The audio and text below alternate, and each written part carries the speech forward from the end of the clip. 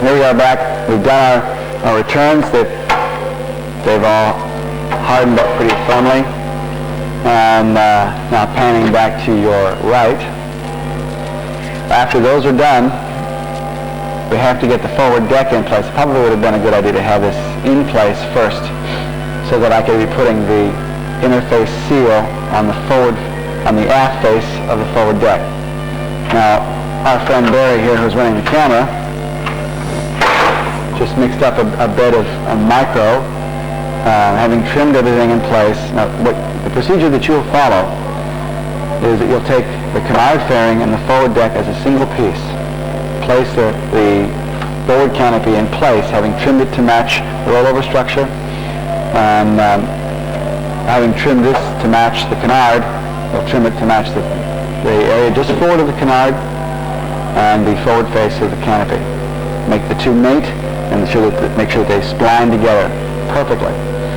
And bond them. You'll bond the canard forward deck unit as a piece to the canard. And again, back check and fit to the canopy. After you're absolutely certain that the two fit the way you want them to, then you put the canard back on, having prepped these surfaces, sand the inside, the top, and the outside of the longerons on both sides. Put the canard back on, nesting on a layer of microballoons and epoxy. Then you put a bead of flux on the interior, both longerons. A 2-ply tape lapping 1 inch onto the upper deck and the longeron. A 2-ply tape on the outside lapping 1 inch onto the upper deck and 1.5 inches onto the longeron, which takes the tape onto not only the longeron but the fuselage for a 1/2 inch as well. Any voids fill with a little bit of flux before you put the tapes down. Allow this to cure. We're going to slip a heater in here and bump it up so that we can get this going today. Because in today's taping, we should be able to accomplish the seal on the front, the rails on the longeron, the interface seal at the back side, both the front and rear canopy. We're going to be pushing a bit today, and we're going to be using West Systems resin for the entire frame. The frame that we're making up really doesn't do much more than provide an interface for the seals. The stiffness for the canopy frames themselves is provided in the way they were manufactured at our facility. I'll be back with you for the next step. Okay, we've got the tapes on. We have the tapes on the interior. We just popped the canard off of that. Proceed as I described earlier. Do as I say, not as I do. In this particular case, when I arrived here, this canard cover was already on, and I really didn't have any way I could change that. There may be an addendum to this tape here in the very near future to cover the things that I couldn't show the way I'd actually do them. Now swing to this side, and you've scribed these. This is scribed at 1 3/16 for now. Get rid of this. You get down to the point where you're tangent to the vertical, and you go straight down. We're going to leave a little excess in a few places for the moment. Barry here has scribed all 3 faces, and we're going to file that off and be back with you in a moment. All right. Keep him out. We have, this is the original part line right here. There's several ways of doing this. We're going to show you this particular process at this time, and you can do any number of processes that you can extrapolate from what we're doing here. In the past, what I've done is if you look at this from this angle, this describes a diagonal plane. It's absolutely flat. All of these surfaces that we use as interfaces are flat planes. In the past, what I've done is I've cut this off, sanded the underside surface, gone glass to glass underneath, taken a piece of flat whatever, MDF, plywood, particle board, covered it with silver tape, laid up 2 plies of glass, dropped it against the surface. Glass is on the bias, by the way. place it against this face, and brush resin on the underside. Of course, the canard is off. Brush resin on the underside, previously sanded surface. A bead of flux between this and the glass, and then 2 plies of bid laid up from the underside onto the previous 2 plies, making this interface surface 4 plies thick. The present airplane 0001, the prototype, is done that way. All that's really lacking is a drip rail at its bottom. You would follow by taking the canopy and preparing its forward surface, cut and trim to fit, laying up 2 plies of bid against the surface. Now, here's where the difference is that you need to apply 8 plies of silver tape, duct tape, to this face first, and then figure out what kind of seal you're going to use: P-strip, V-strip, with any number of weather stripping types. Figure out how wide it is. It's approximately 3/10 of an inch, and you cut down the center of this silver tape and remove the portion that you want to fill with flocks. Now, in this case, the portion you want to remove is the exterior portion, closest to this surface. After removing all but 1 ply of that 8 plies, you brush resin, fill with flocks, brush resin on the underside of your canopy, nest the canopy back in place, and then you've applied 2 plies of bid previously before you set it back down on top of the flocks. Nest it in place, apply more flocks from underneath, 2 more plies of bid. This will give you an interface, give you a gap for the seal, 3/10 of an inch wide at least. Now, you've laid it up an inch wide, so you've got some material underneath, but it's going to give you latitudes for doing a drip rail beneath. That's the way that I've done it in the past. How this differs is that this is that original part line, and Mr. Waters has cut inside of that, after that, about 5/8 of an inch.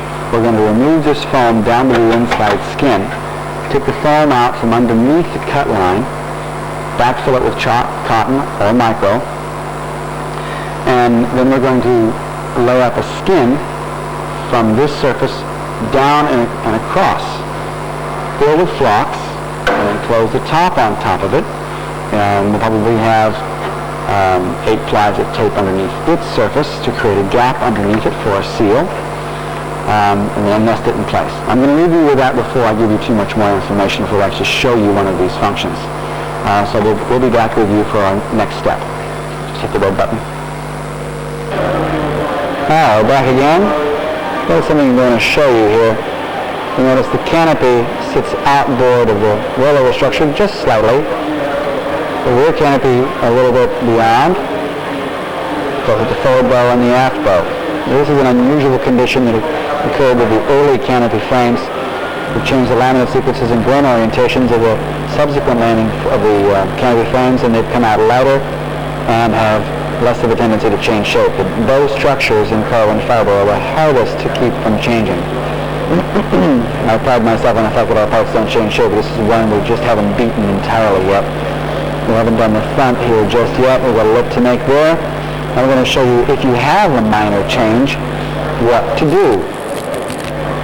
And we'll back to you in just a moment. What we're showing is how to determine how to take the overspring or underspring out of a bow. Right now we have here, is that visible? Okay. We're showing 22 3/4 of an inch length. And in actuality, what we have here is 23.5 inches. So you can see how we're using the clamp here to suck it in. We're holding it in. Now we take a hot air gun and keep the bejesus out of it.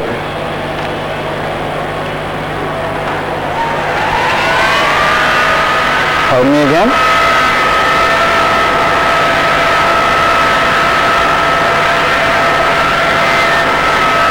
Inside and outside.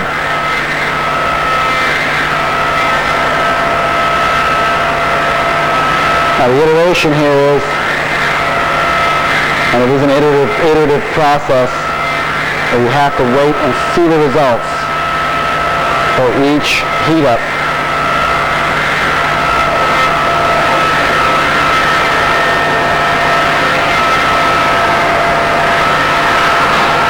And you're going to have to use something more than a hairdryer. This isn't going to cut it. This isn't going to warm it up enough to do anything. You've really got it hot, get it hot enough for it to soften. Then you have to let it cool before you actually check the results. Each time you do this, you're going to find that, well, maybe I didn't deflect it enough the last time. You end up deflecting it 3, possibly even 4 inches before you get the results you want when it relaxes. And the idea is to overbend it, overheat it, and get it to go inside of where you want it. Then you put it back in place and heat it lightly until it will relax and go to where you actually want it.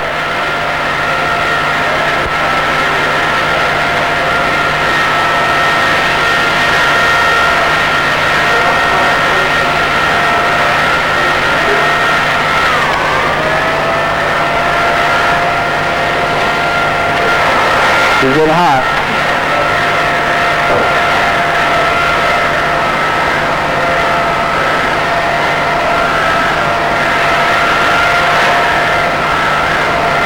We're not going to bother to heat the center because it doesn't want to bend. It's got a piece of phenolic buried in there, and that's not likely to soften up enough to burn.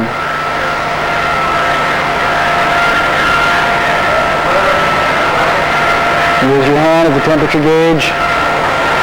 Try and heat it as evenly as possible.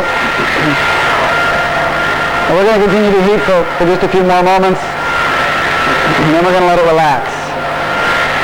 So we'll be back with you in just a moment. Okay, we're back to you real time. Right now we're showing 22 inches. It's been sucked in. It's absolutely cold at this stage. Now we're going to pop it and see what we get. And the original dimension was 23 and a half. We were oversized by about 1/4 of an inch. So let's take a look at this. We're now 22 and a half. We've sucked it in an inch. I'm going to put this back on the airplane and we'll show you what it looks like, and we'll show you how we can get it to expand by lightly heating it out to the dimension we want it. Back to you in a moment. We're going to watch this thing expand.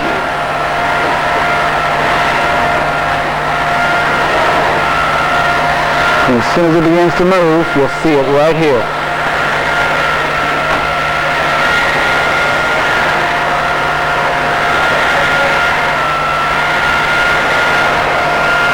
Interesting quality about epoxies is that they won't begin to change until they come close to the heat that they were brought to get them to change the first time.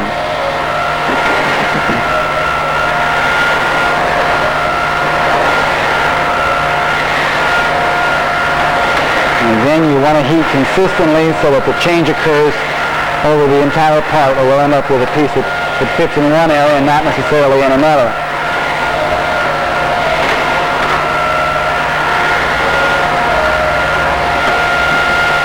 Starting to soften up a little bit.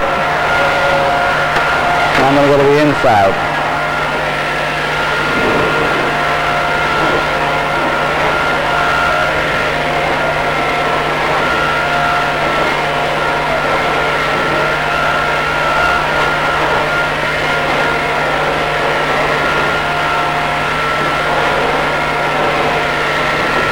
Oh, there it goes.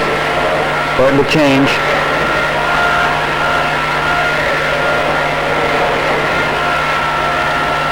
Yep, it's starting to soften up. And we're all done with this. It's going to be precisely the size and shape that we want it to be.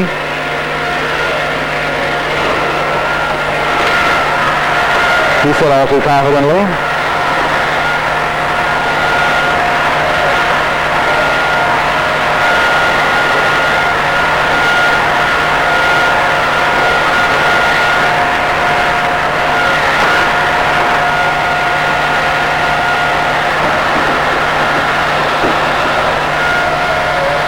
Still go on this side.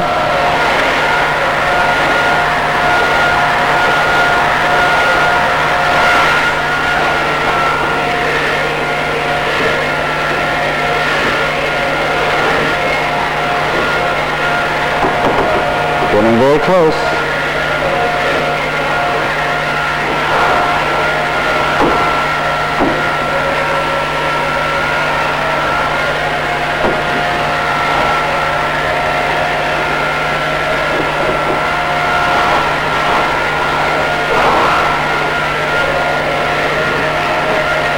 Now we check both sides to make sure that they've changed consistently.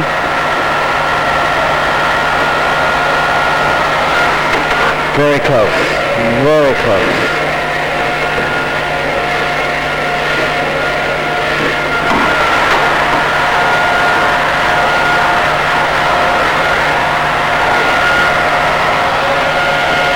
There we go. There we go.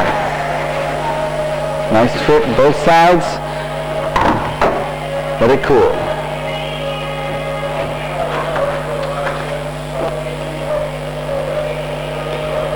You can accomplish this, of course, on the rear bow, both front and rear, same way.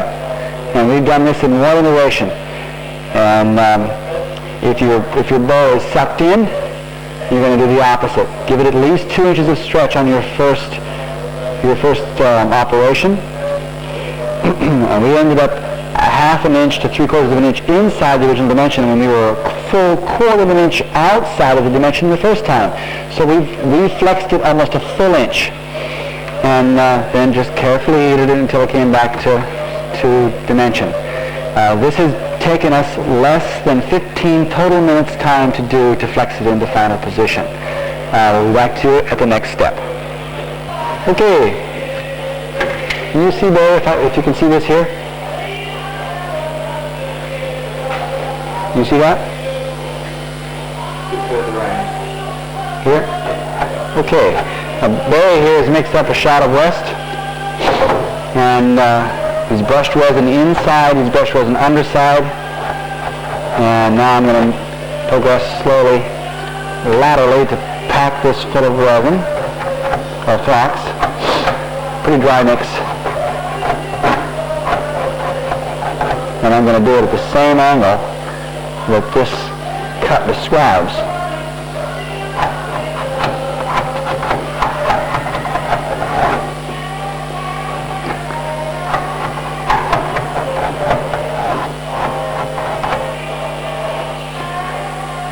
And we're going to do this all the way around, and then Barry's going to bring a piece of flat stock over here. We're going to lay up the 2 plies of glass on aluminum foil across here and let it drape. Then we're going to put the plate across here with silver tape on the back side and staple it up from the rear. After that process, we'll put 2 plies of bid from the underside here against those previous 2 plies, which will give us a 4-ply lip, a flox attachment, and create a depression for the front canopy. I'll be back with you for the next step. Hello, hello. Oh, I flew out. Sorry. Okay, we've got me on tape making a fool of myself, and now we've got the flox squirrel done, and we're coming across here with the tape, and oh, perfect. And go underneath and support it while I mash the tape down, push it into the flox.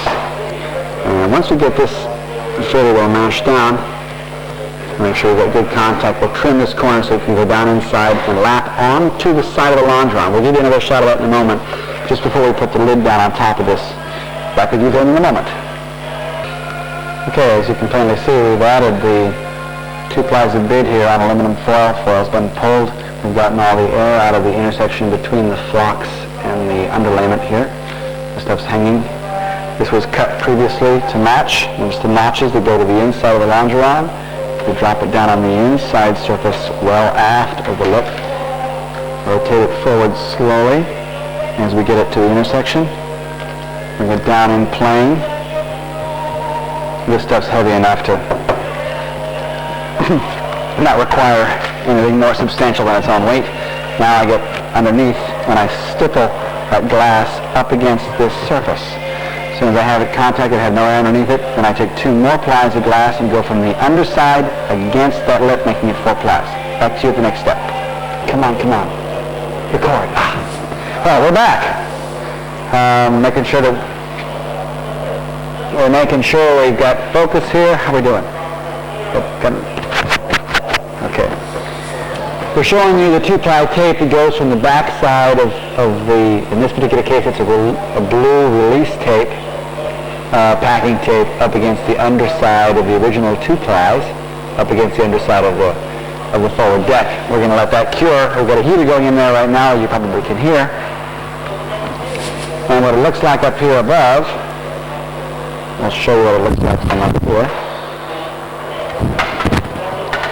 Down inside. Little bubble around the corner. Let that cure up and then we'll start laying up the interface between the canopy and the forward deck. Back again. What you're seeing is the results of pushing things a little too fast here. This is warped, so what we're going to do, we need to work against this, and we need a surface that's fairly consistent. So we're going to sand the gloss out of these places and do a quick fill of polyester body fill around here. It's going to be a very thin layer. You could leave it behind and work on top of it, or you could sand it out later if you're a purist and replace it with a very dry micro mix later. But for now, for us to continue the process that we're doing in a timely fashion, and I don't have a great deal of time, so we use all the time we have. We're going to just get rid of the gloss and fill this full of a polyester mixture here, much like Bondo Feather Light, the American equivalents. And we'll be back with you in a moment. First I got to get rid of the gloss. Okay, we're back again. There's the fill job. It's consistent depth. We got rid of the wavies that were in it. Now we can work against that surface. We're going to take a pair of dividers here. And if you can see this corner, back over here, you'll see that this cloth goes all the way down, almost the full width of the laundry line. It needn't go the full width. It only has to go up to down to about 3/8 of an inch below the top of the laundry line, because we're going to tie the drip rail into this corner from about, we'll say conservatively, 5/8 to 3/4 of an inch below this point here is where we're going to start our trim line. But down here, the line's going to drop down, so we have room for the drip rail to tie into a piece of aero stock, fiberglass aero stock, about 5/16, between 5/16 and 3/8 OD. And we're going to drill diagonally from where the drip rail meets this surface and where it exits on a diagonal here on the outside of the fuselage. Presently we're going to mark this, we'll mark it, and then come back to you and show you what it looks like. Okay, we've already marked it once, so we'll show you how we did it. Tuck this into the corner, and we stay perpendicular to this shape. Coming on around.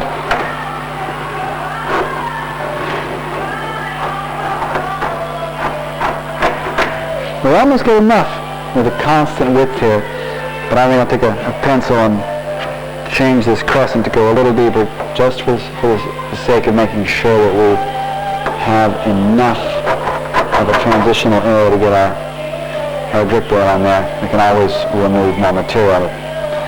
As they say in the trades, the taking off tool is a lot easier to use than the putting on tool. So we're going to leave this a little oversized at the end, and trim to this side and on the top. Be back to you in a moment. Okay, I'm going to give you a moment of this. All you can take.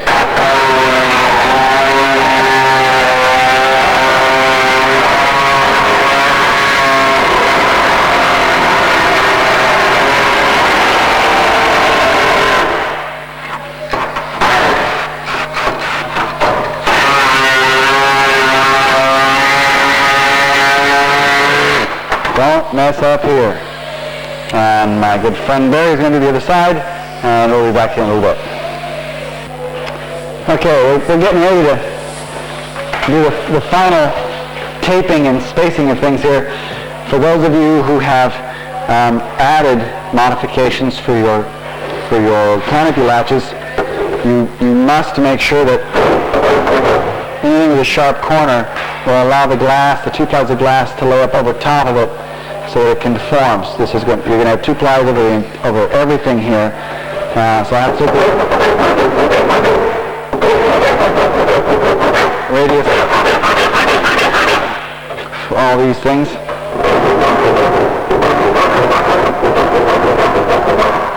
Everything the glass goes over top of, make sure that it will conform to, and you'll be just fine.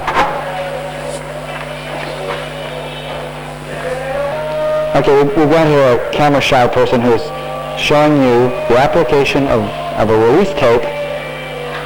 He pulled the one I did off, and it was horrible. So we're going to put another tape on here, and I'm going to keep my hands out of things. What we're going to do is the last 3/10 of an inch of this area, where his forefinger is, from the crown here, the furthest point aft in this depression, is where the P-strip will sit. For 3/10 of an inch forward of that, including the bevel angle, there will be flaps built up that will sit directly on top of this surface so that the canopy has something to nest against. And then after that, attached to the canopy will be the P-strip. And below that, if the water gets past this P-strip, it's going to get caught by the drip rail and out of the airplane without frying your transponder or your radio or anything else of any importance. We'll be back to you in a moment when he's going through another portion of this phase. Back again. Now you're going to get a close-up of all of the separate elements of our coverage.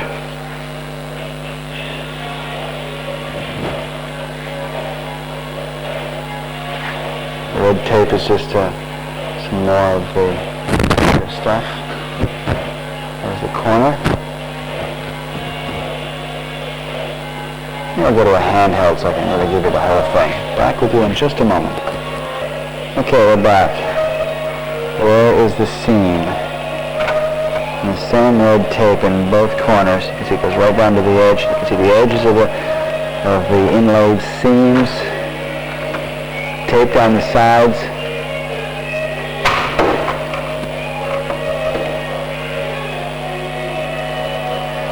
All the way around the perimeter of the bow. Just one layer of black tape. We're going to use strip wax to create the recesses necessary. You can see how that area has been done. More of the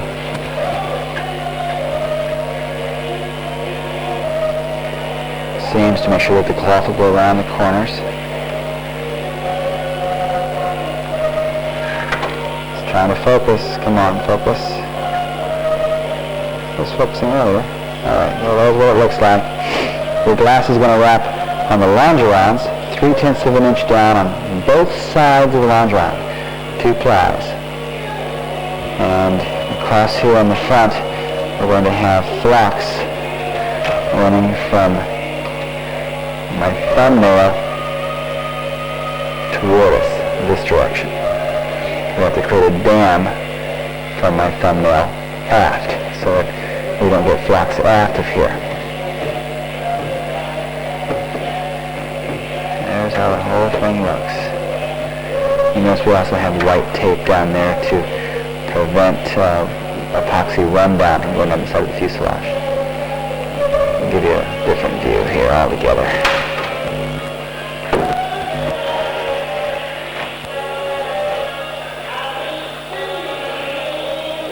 What you're seeing is the application of the material used by pattern makers. It's called sheet wax. And this particular sheet wax is 1/8 of an inch thick, and it has an adhesive back.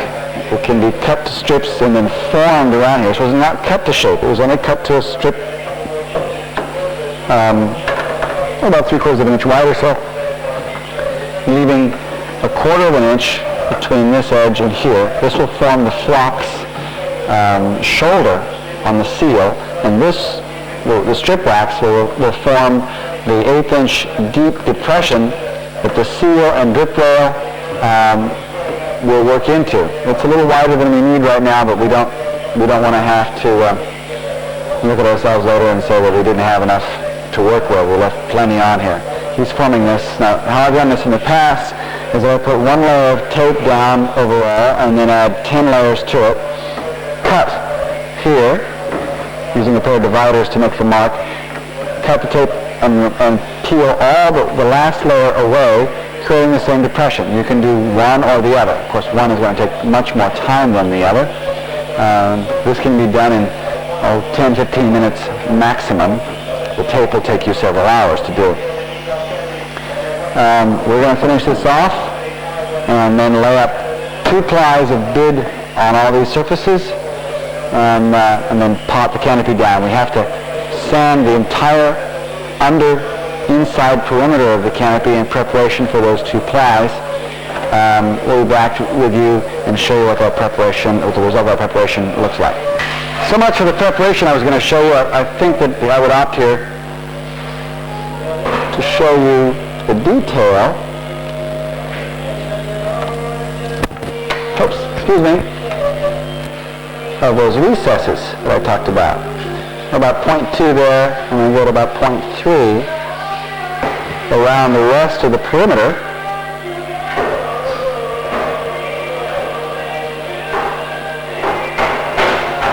So getting narrower again down on that edge.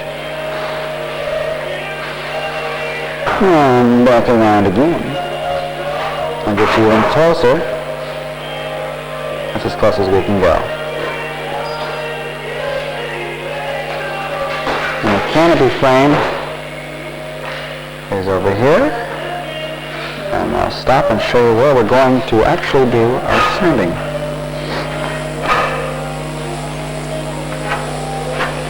We're going to sand all these surfaces, all the way around, upper, side, back,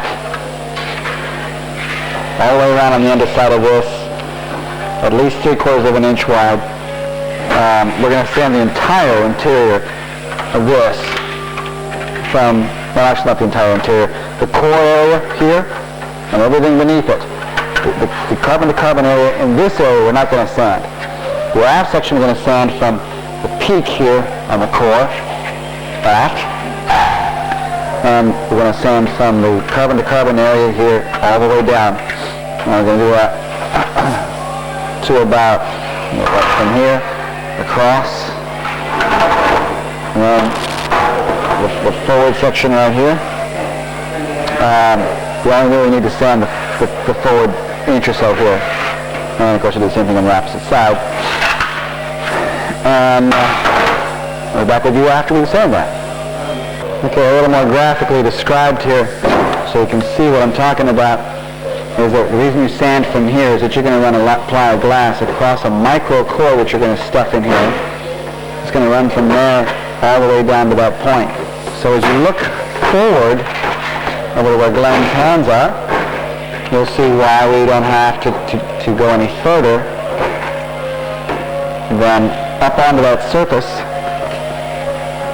They're directly above the longeron. You can, if you wish, you can mark this surface and then add 3/4 of an inch to it because your tape's going to go from here down against the core and across. We're going to stuff a piece of 5/16 inch aluminum in this corner, and which we're going to back drill through later, which we'll show you in a little while. And back in the corner here, you'll see why we need this sanded from the middle of this aft. Minimally, you could sand just the glass-to-glass area, carbon-to-carbon area in the back edge here. Back to you in a bit. There is 1 3/4 inch wide. There, 1 3/4. He laid out his cloth and with his laminate on aluminum foil measured the length, multiplied it times 2, and the only two tapes that we're going to lay up on foil are going to be on the longerons. I'm getting the air out of it right now for a little, what they refer to as a Burt roller.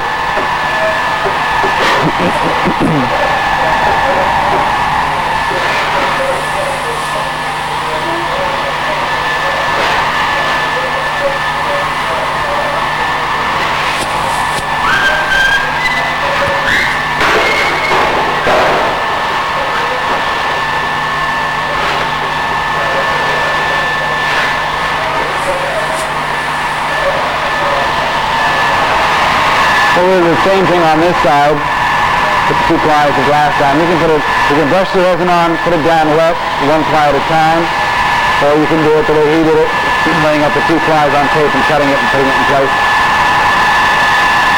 We'll show you the details on this side when we laminate this side and show you how everything wraps around the corner and how it goes over the hard point up here in the front where the canopy latches go.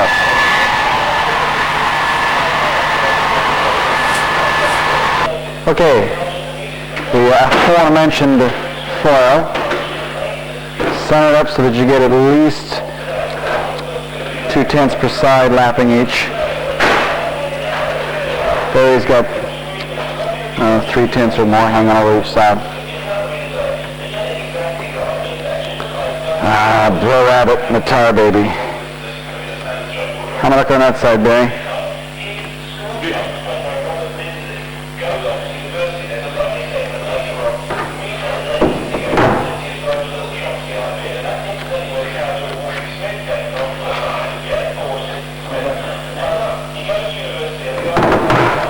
And we go right to the back side of the wax here in the corner.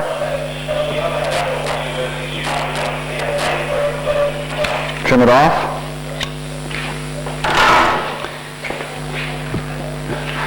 Now make sure we have enough to go around the corners.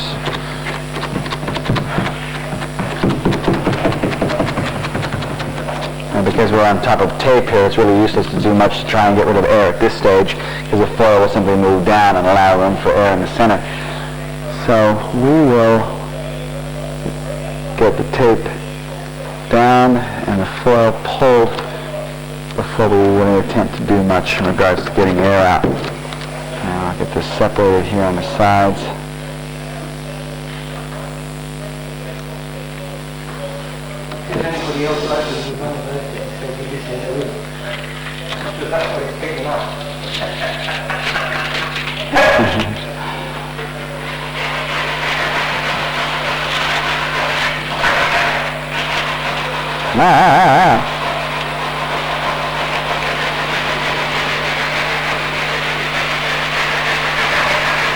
Okay, foil pulled.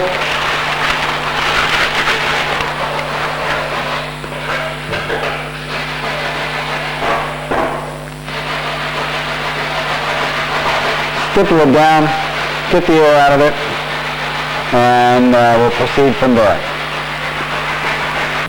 Okay, we're back, better than ever. And as you can see here in the corner, we're all flocked up. Oops, there goes that camera falling pitifully. And you can see the flocks here is well above contour. We're going to stack flocks down around the entire perimeter, but note also that here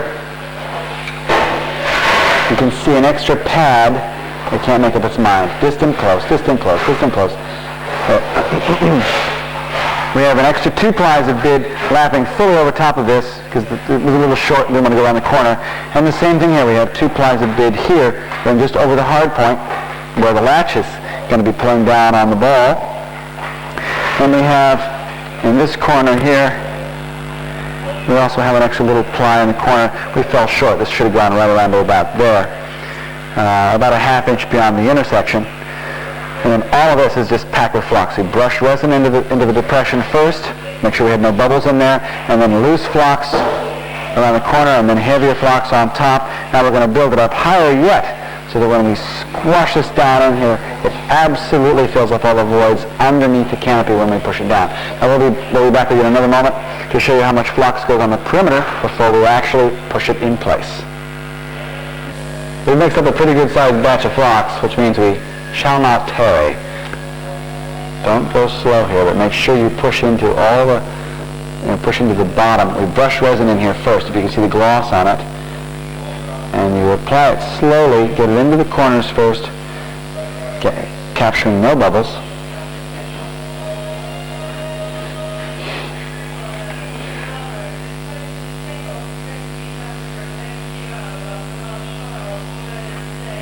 Okay, we'll do this all the way around any flux perimeters, the front as well as the way we've already gotten one packed up there. And then we put a big stack on top of the longeron,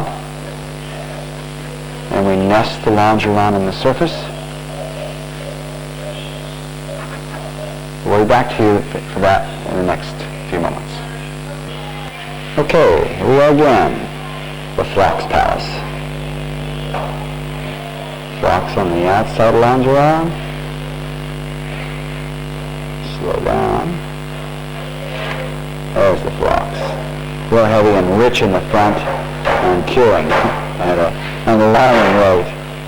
Blends over there, brushing resin onto the canopy frame. And we're going to stick some loose flux on the forward portion of the canopy that nests right over that batch. So we make sure we get good contact at the front. And in a moment, we'll be back with you to show you how the canopy gets nested in place. Catch you on that. Wait, we're still on standby. Okay. A few words for our adoring audience. Okay. There's the canopy all the way around. So we have the loose flux up in the front. And might as well just go ahead and set it on.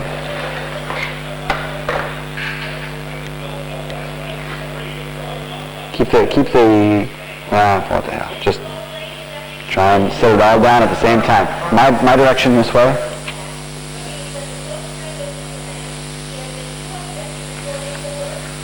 Okay. Squish down and move. Oh yes, now then. Here in the front, you'll notice tremendous amounts of oozement, squeezement, and other such things.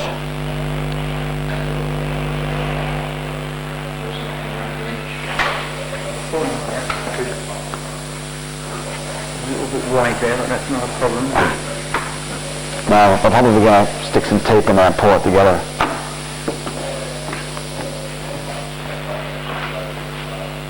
Nice. We're going to get lots of squeeze everywhere. And the line up here. We get all that material off of there, squeeze it out.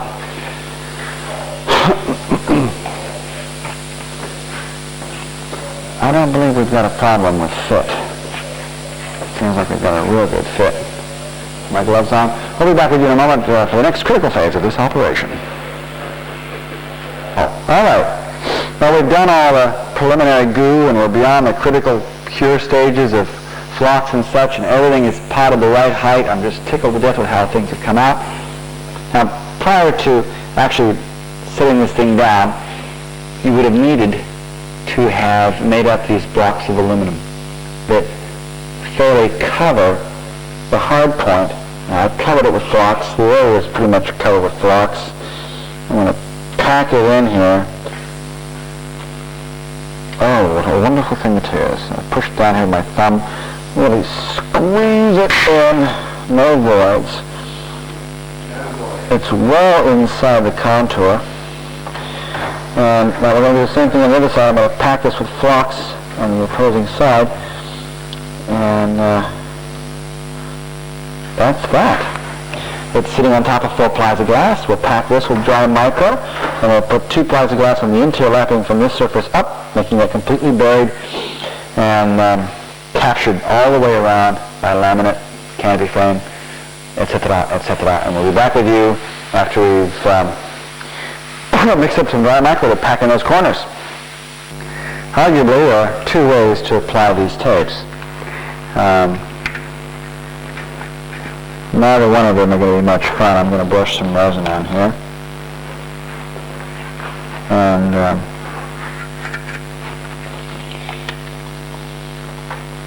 ooh, splush, splush.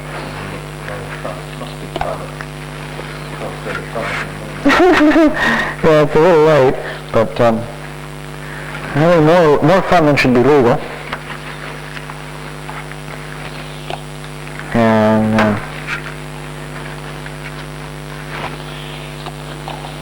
what time is it in LA right now? 2 o'clock in the afternoon? 2:30 in the afternoon. Ah. Yesterday. Okay. 4:30 yesterday.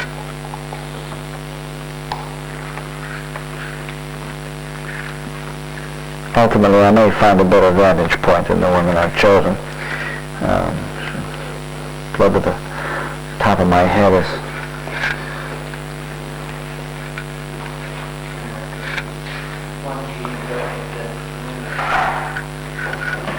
first ply here is going to be the real bear because I'm going on top of flux that's partially cured and on top of resin that's partially cured. If you can get past the first ply, you've got it lit. And we're going great guns here. You start off by pushing on the tape to make sure it's wide enough to do all of the attachment hanging onto it here. You gotta get stretched out of shape. Pull it back into shape.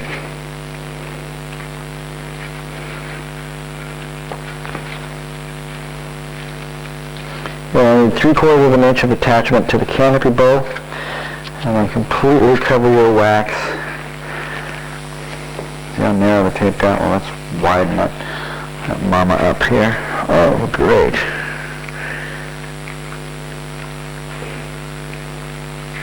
Well, I think you get the gist of it. And if you watch any further, it's just because you want to laugh at me. But get that first ply in, let it out, and then we'll try the next one from a different vantage point. So, back with you in a minute. Shoot. I'm going to continue to apply glass here. Squeeze out air, get into the corner, while going over here is applying micro. And since all this stuff is going off at the same time, we want to make sure we have uncured surfaces to attach to as we're applying glass, micro, flux, etc. And he's pushing it first back, way back into the corner so there's no voids. And then he's going to put it on in greater quantities to cover the total volume. He's got it as dry as is practical with rest systems. Micro. And he will work progressively aft. This is still sticky, but a firm plastic at this stage, so it's very resistant to moving about as he puts pressure on it. And the canopy is also pretty resistant to moving because the resin has set up enough where it's not moving.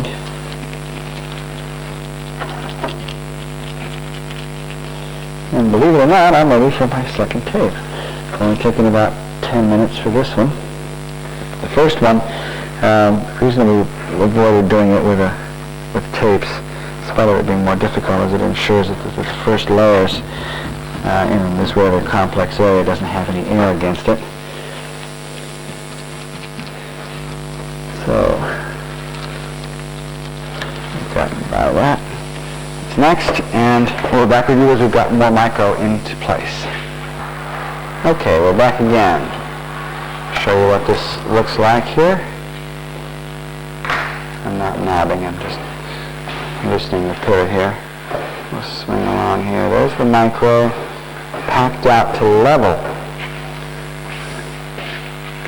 between this surface and this surface. It's as nice a transition as we can do. The corner, all 4 plies are bitter in place all the way around. And up in the front, underneath the brow of the the canopy. You can see a smooth transition just over top of the hard point for the canopy latch. Everything has firmed up to the point where it's very aggressively tacky. We'll brush resin. Now onto this surface, and we'll put a little wet left on here. Barry's making up tapes right now, 2 plies. We'll run a 2-ply tape here from right there to just underneath the glass-to-glass area here on the canopy frame.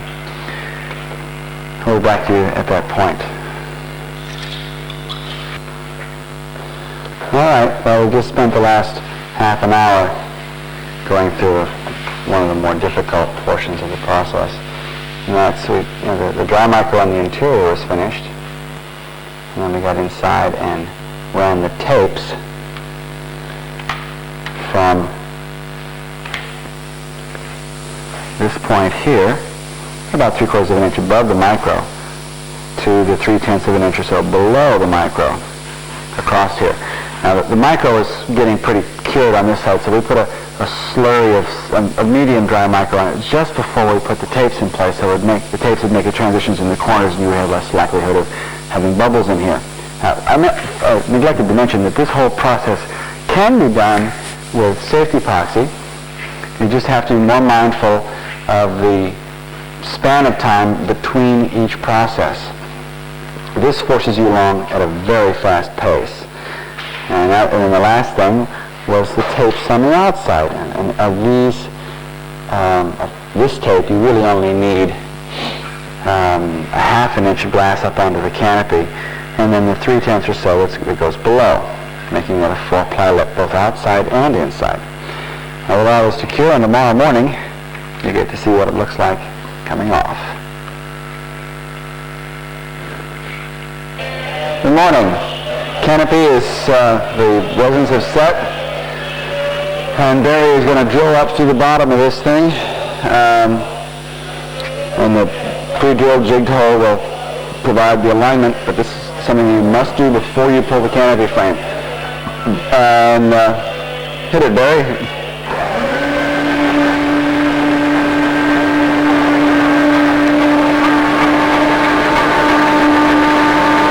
A little forward.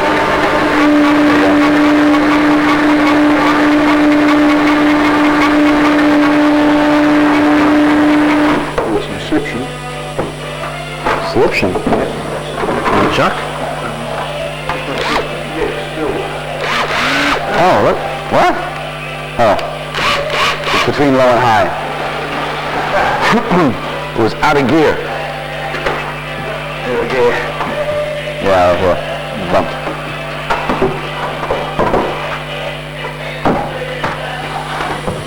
Right there. Okay. Go for it.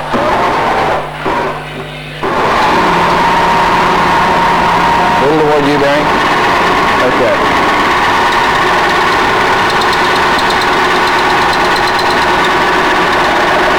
The leverages here are not particularly good, so it's a little difficult.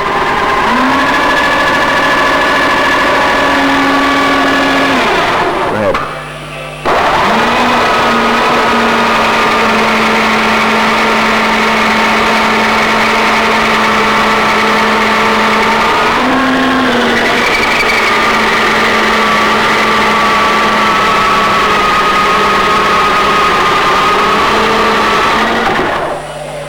Yeah, looks good.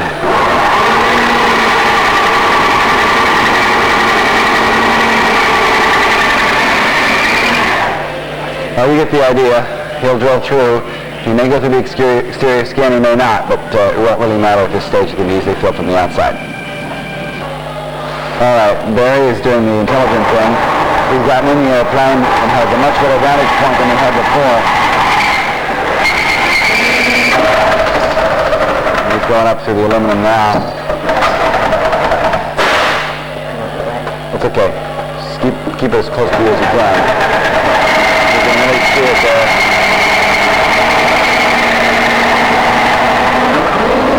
You can go on through there.